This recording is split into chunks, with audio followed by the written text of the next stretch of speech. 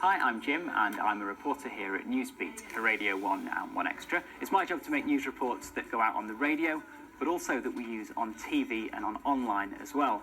Every morning we have a meeting where we talk about the stories we're going to cover that day and how we're going to do them. Today I'm looking into a story on people using cash less often.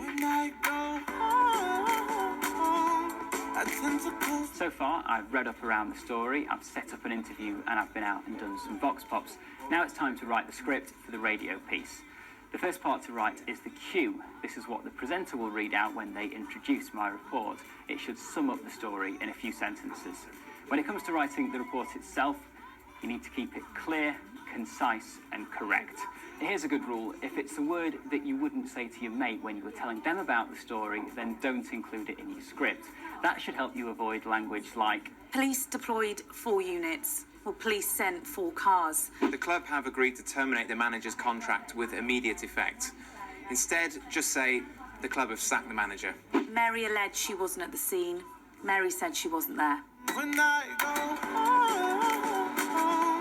I tend to close the door. read your script out loud to make sure it makes sense. And if you can, get somebody else to listen to it as well. It's good to include interviews and vox pops in your radio report to hear from people who've been affected by the story.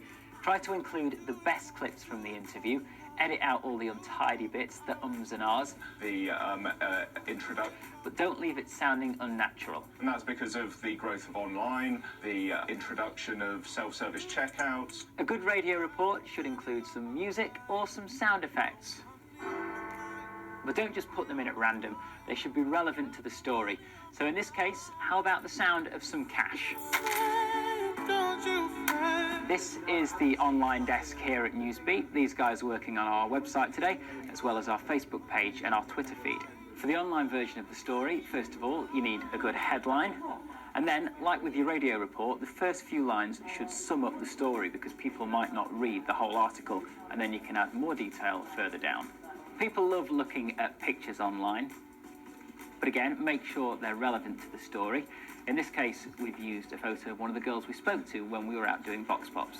Keep your videos short and snappy, and think, is this the kind of thing I'd want to share with my friends? If so, it's probably worth including. Finally, let's think about the TV piece. This is a bit different to the radio piece because you want the pictures to do the talking.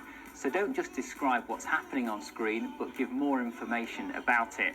You can use graphics, especially good if you want to show figures or statistics. Like your radio piece, there'll also be interviews and vox pops in this, although these will normally be quite short. I mean, the big story here is about retail innovation, changing the way that we all shop and pay for goods.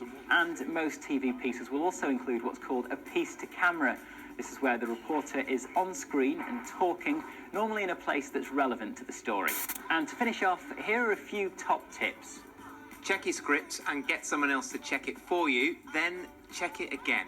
Make sure everything is accurate, true and balanced. If there are 2 sides to the story, let's hear them both. When you interview someone, make sure they know where that interview is going to appear.